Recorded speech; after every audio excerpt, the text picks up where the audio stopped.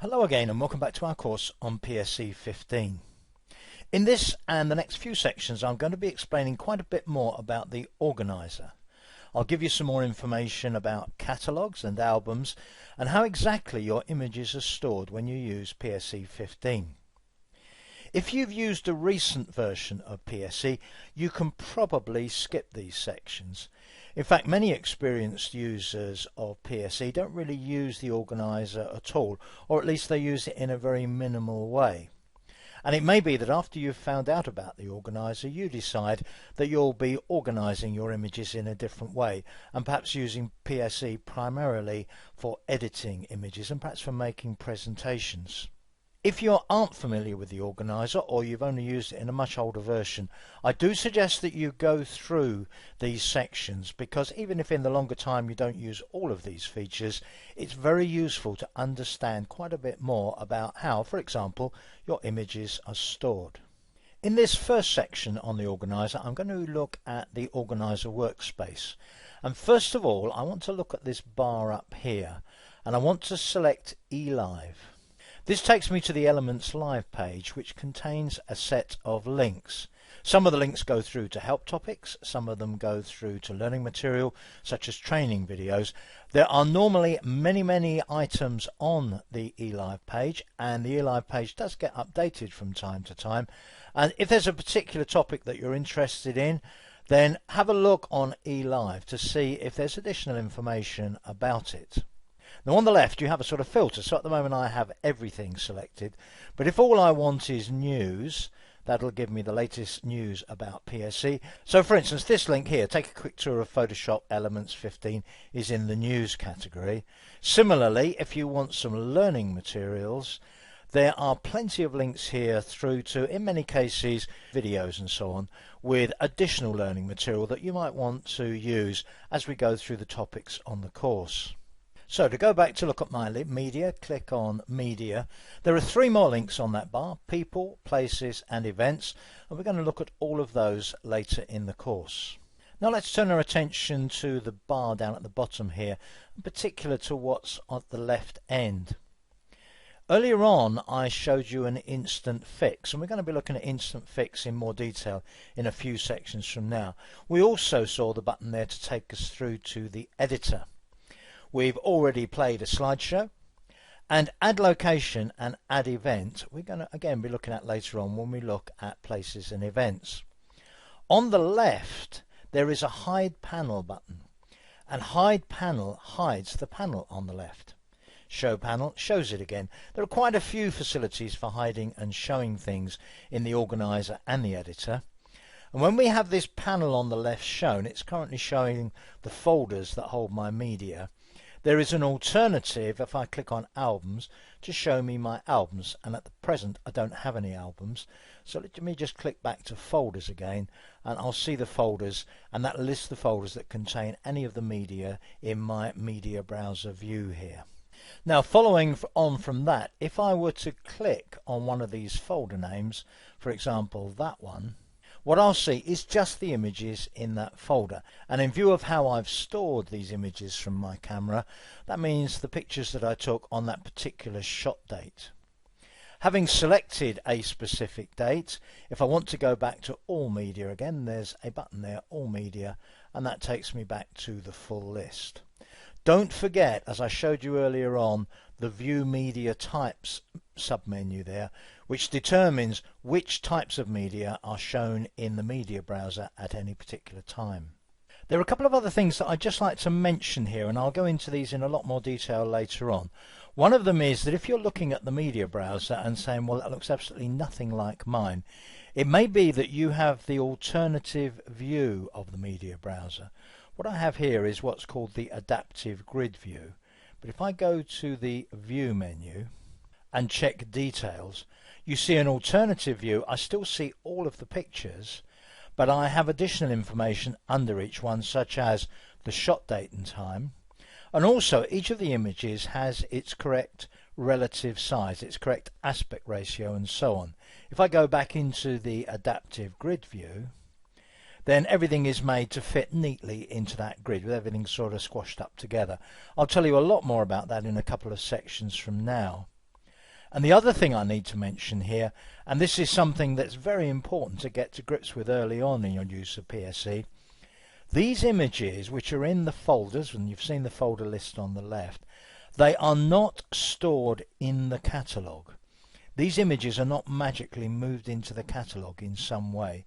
They continue to exist in those folders. What we have in the catalogue is information about the images, various items of technical information, various pieces of information we add, such as captions and people that are in the images and so on. And also for each image we have a little thumbnail of the image as well, so that we can represent it in the media browser even when the image is not actually available, such as when it's on a removable disk or something like that. So just bear both of those things in mind as we continue to work through this section. And perhaps one other point I should mention here, if you look at the list of folders on the left, the first group of which correspond to the shot dates of the images that you're looking at in the media browser, towards the end of the list there is a folder PSE 15 exercise files. And as soon as I saved that MP4 file that was my sample output from exercise 1 in a folder, because that MP4 file is known to the catalogue, the folder that it's in appears in the list of folders on the left.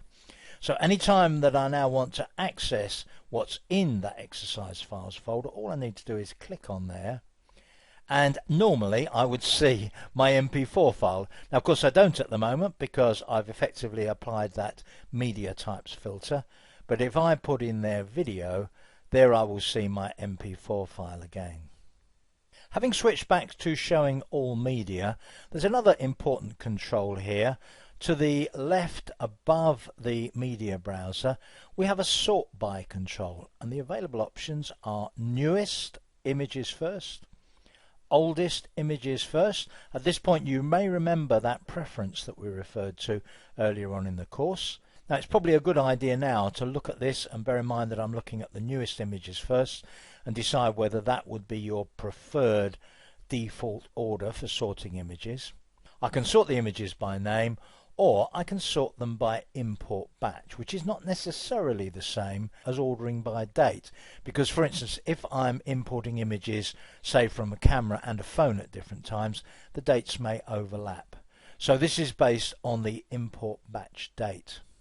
Towards the top right of the workspace we access two other very important options.